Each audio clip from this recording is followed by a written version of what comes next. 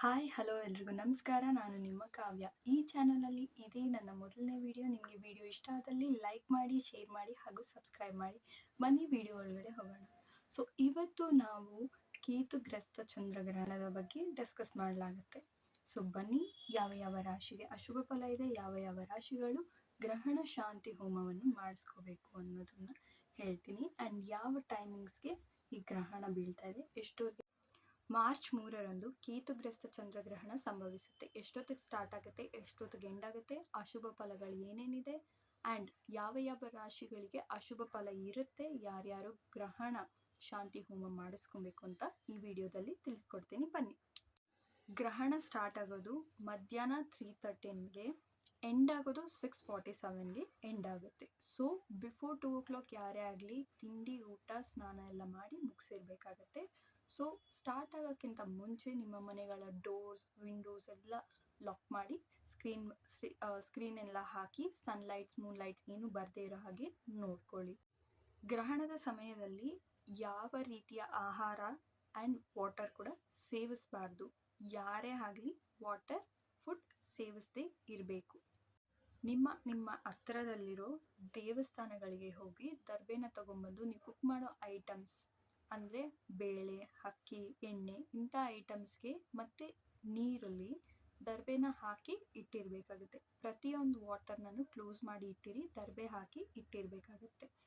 And pregnant ladies, ಬಾಣಂತಿಯರು ಸೇಫಾಗಿ ಒಳಗಡೆನೇ ಇರೋದು ಸೂಚನೆ. ಯಾಕೆ ಅಂತಂದರೆ ಈ ಸನ್ಲೈಟ್, ಮೂನ್ಲೈಟ್ ಬಿದ್ದರೆ ನಿಮಗೆ ಗೊತ್ತು ಏನೇನು ಕಾಸಸ್ ಬರುತ್ತೆ, ಏನೇನಿರುತ್ತೆ ಅಂತ ಹೇಳಿ.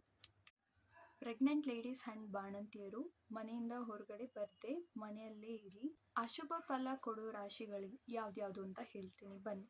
ಕನ್ಯಾ ರಾಶಿ, ಕುಂಭರಾಶಿ, ವೃಶ್ಚಿಕ ರಾಶಿ ಆ್ಯಂಡ್ ವೃಷಭ ರಾಶಿ. ಈ 4 ರಾಶಿಗಳು ಗ್ರಹಣ ಶಾಂತಿ ಹೋಮನ ಮಾಡಿಸ್ಕೊಳ್ಳೇಬೇಕು, ಕಂಪಲ್ಸರಿ. ಆ್ಯಂಡ್ ಇನ್ನೊಂದು ರಾಶಿ ಇದೆ, ಆ ರಾಶಿಯವ್ರಿಗೆ ಅಶುಭ ಶುಭ ಅನ್ನೋದು ಹೇಳೋಕ್ಕಾಗಲ್ಲ, ಬಟ್ ಸ್ಟಿಲ್ ಅವರು ಗ್ರಹಣ ಶಾಂತಿ ಹೋಮನ ಮಾಡಿಸ್ಕೊಳ್ಳೇಬೇಕು. ಸಿಂಹರಾಶಿಯವರು ಗ್ರಹಣ ಶಾಂತಿ ಹೋಮನ ಮಾಡಿಸ್ಕೊಳ್ಳೇಬೇಕು. ಈ 5 ರಾಶಿಯವರು ಗ್ರಹಣ ಶಾಂತಿ ಹೋಮ ನೆಸಸರಿಯಾಗಿ ಮಾಡಿಸ್ಕೊಳ್ಳಿ. ನಿಮ್ಮ ಮನೆ ಹತ್ರ ಇರೋ ಗಣೇಶನ ದೇವಸ್ಥಾನಕ್ಕೆ ಹೋಗಿ ನಿಮ್ಮ ಹೆಸರು, ಗೋತ್ರ, ನಕ್ಷತ್ರ, ರಾಶಿಯನ್ನು ಕೊಟ್ಟು ನಮೂದಿಸ್ಕೊಂಡು ನಿಮಗೆ ಒಂದು ಸ್ಲಿಪ್ ಥರ ಕೊಡ್ತಾರೆ, ಶ್ಲೋಕದ ಸ್ಲಿಪ್. ನಾನು ಈ ವಿಡಿಯೋದಲ್ಲಿ ಇಮೇಜ್ ಡಿಸ್ಪ್ಲೇ ಮಾಡ್ತೀನಿ, ನೋಡಿ ಒಂದ್ಸರಿ. ಈ ಥರ ಇರುತ್ತೆ ಆ ಸ್ಲಿಪ್. ಈ ಸ್ಲಿಪ್ಪಲ್ಲಿ ಬಂದ್ಬಿಟ್ಟು ನಿಮಗೆ ಗ್ರಹಣ ಎಷ್ಟೊತ್ತಿಗೆ ಸ್ಟಾರ್ಟ್ ಆಗುತ್ತೆ, ಎಷ್ಟೊತ್ತಿಗೆ ಎಂಡ್ ಆಗುತ್ತೆ ಅನ್ನೋದನ್ನು ತಿಳಿಸ್ಕೊಟ್ಟಿರ್ತಾರೆ. ಆ್ಯಂಡ್ ಶ್ಲೋಕ ಕೊಟ್ಟಿರ್ತಾರೆ. ಆ ಶ್ಲೋಕನ ಗ್ರಹಣದ ಟೈಮಲ್ಲಿ ನೀವು ಪಠಿಸ್ಬೇಕಾಗತ್ತೆ. ಆ್ಯಂಡ್ ಇಲ್ಲಿ ಗ್ರಹಣ ನಡೆದ ನಂತರ ಏನೇನು ವಸ್ತ್ರಗಳಾಗಲಿ ಇಲ್ಲ ಐಟಮ್ಸ್ ಆಗಲಿ ದಾನ ಮಾಡಬೇಕನ್ನೋದನ್ನ ಇಲ್ಲಿ ತಿಳಿಸ್ಕೊಟ್ಟಿರ್ತಾರೆ. ಸೊ ಡೀಟೇಲ್ಡ್ ಇಮೇಜ್ ನಾನು ನಿಮಗೆ ಇಲ್ಲಿ ಹಾಕ್ಕೊಡ್ತೀನಿ. ಸೊ ಪರ್ ಪರ್ಸನ್ ಬಂದ್ಬಿಟ್ಟು 200 to 250 rupees ಆಗುತ್ತೆ.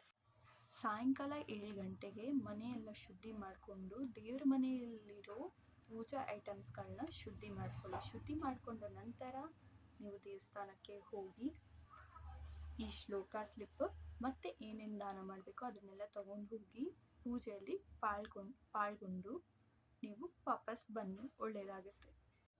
ನಿಮಗೆ ಈ ವಿಡಿಯೋ ಇಷ್ಟ ಆದಲ್ಲಿ ಲೈಕ್ ಮಾಡಿ, ಶೇರ್ ಮಾಡಿ ಹಾಗೂ ಸಬ್ಸ್ಕ್ರೈಬ್ ಮಾಡಿ. ಇದೇ ತರಹದ ಇನ್ಫಾರ್ಮೇಟಿವ್ ವಿಡಿಯೋಸ್ಗಾಗಿ ಕೆಳಗಡೆ ಕಮೆಂಟ್ ಮಾಡಿ. Thank you.